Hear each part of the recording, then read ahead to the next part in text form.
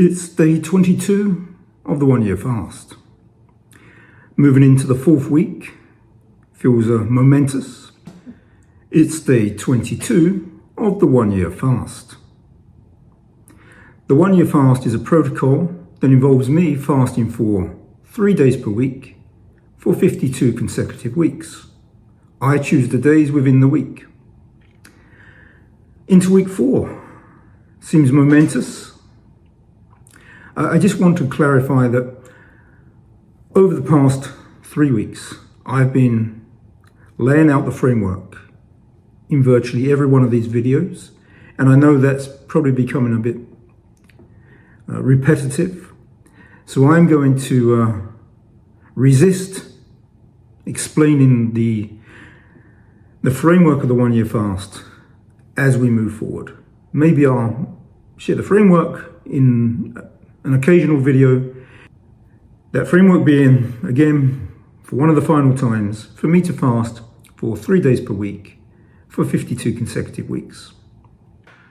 I would like to take the opportunity to distinguish between the 1 year fast and intermittent fasting. As we know, intermittent fasting generally involves fasting for 16 hours and then having an 8-hour eating window. And it's highly beneficial from all the anecdotes, from all the reports and some research. There's lots of value to intermittent fasting. However, the 1 year fast is not intermittent fasting. The 1 year fast framework, as we've discussed, is to fast for a whole 24 hours. And that could be consecutive, so it could be a whole 72 hours every week for 52 consecutive weeks. So whereas intermittent fasting involves fasting for 16 hours with an 8-hour eating window, the 1 year fast involves complete fasting. So fasting in excess of 24 hours every week for 52 consecutive weeks. The first week I fasted for 72 hours, the second week I fasted for 48 hours, followed by 24 hours, and then last week I fasted for 3 separate 24 hours. This week, the fourth week, I'm going to fast for 24 hours and then for 48 hours. So full fasting, not intermittent fasting. That's the premise of the 1 year fast.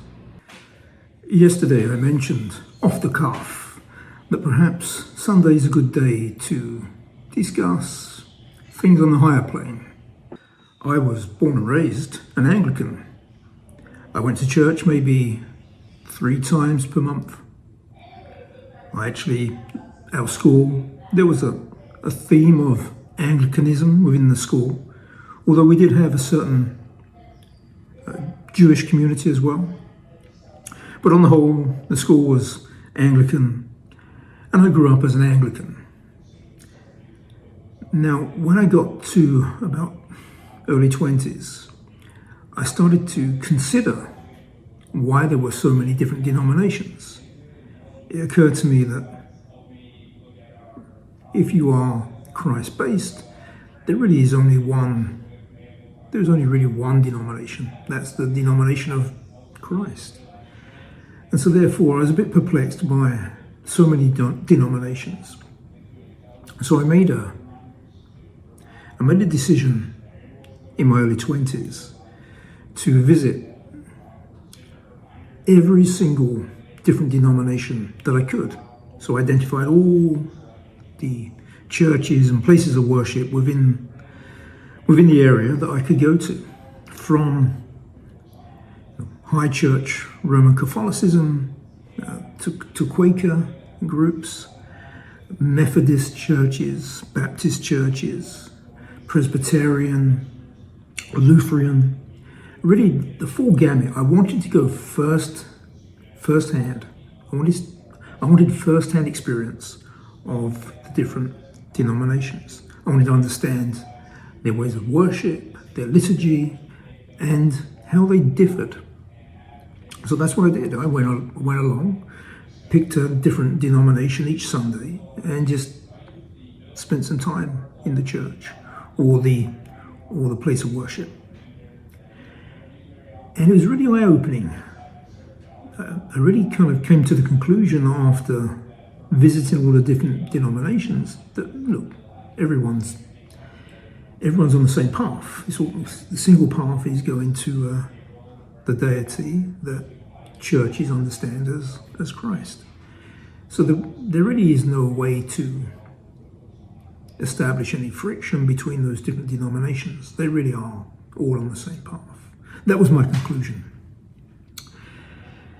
And it's quite interesting. I remember being at one church, a Baptist church, and they were singing a hymn, and I joined in, and there were two very elegant, mature ladies next to me, and if their eyes could speak, they would have said, "Alfie, please shut up." I must confess, I have the absolute worst singing voice on the planet. My middle name is definitely not Melody, so I could understand why they were a bit confused by my contribution to their hymn. I would say of all there must have been over 12 different denominations that I visited. The only one I found challenging was there was a visit from of all places, America, by an evangelist. And this evangelical church, it must be my British disposition.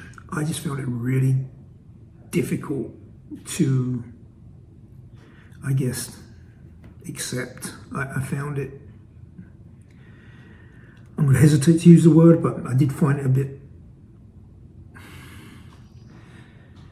disingenuous, I'm guessing.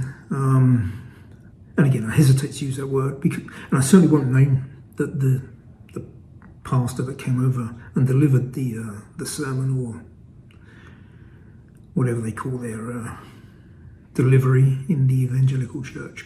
But that was the only one I found challenging. But on the whole, again, all denominations, whatever their liturgy, whatever their framework, whatever their governance, their doctrine is essentially the same, isn't it? You know, they're on a single path to the deity. And, we can wrap confusion around that path in terms of different denominations, but ultimately, if you just clear out all the mist, take away all the human elements from that journey, it's just the same path. So, that's what I concluded in my early 20s. So, today I'm an Anglican. I'm proud of my Anglican faith, although, of course, when you look back at its genesis, Henry VIII and his licentious nature being the genesis of the church is problematic. But that aside, when you think about its Protestant nature, it's kind of sincere. It's protesting against the certain nature of old Catholicism in terms of indulgences and maybe some corruption. So, proud Anglican, but definitely embrace every other denomination. And that really does lead to another conversation when we extend denominations within Christianity over to other faiths. But I'll save that conversation for another day. I did get quite involved in that too. Chit-chat about religion, which is, I guess, governance for what is true, which is really spirituality. Let's continue maybe these conversations on a Sunday. Definitely not preaching. Not qualified for that. Okay, back to the 1 year fast. So again, now in week 4, I'm going to start fasting tomorrow. So it'll be Monday tomorrow. I will be fasting for 24 hours, taking a break on Tuesday, and then fasting again for 48 hours on Wednesday and Thursday. As I mentioned, I do work out when I fast. So during the fast, I'm working out too. And, I do, it's kind of odd, maybe counterintuitive, but I do feel more motivated and more energy when I'm fasting. That enables me to be more, I guess, productive when I work out. And I was just trying to think about that. And I'm thinking I might play with this a bit. So maybe I will, just for a few weeks, I'm going to focus on actually doing aerobic exercises when I fast, and then weight-bearing exercises on a non-fasting day. And do that for a couple of weeks and just see what that does for me, and then potentially swap it out. And that could be risky, but I'll just try it. Maybe swap it out and do weight-bearing exercises on a fasting day and aerobics on a non-fasting day. So that could be just quite interesting, just to see the way I react to that. There might be some value in, and there might be some results that can be helpful. So I'll do that probably this week. Still thinking about the smartwatch.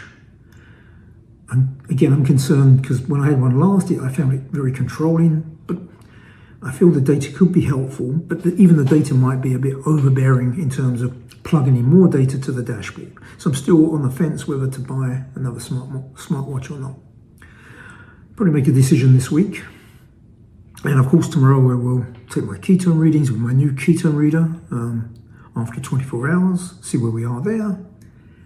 Yeah, feeling really good, really positive as a step into week 4 of the 1 year fast.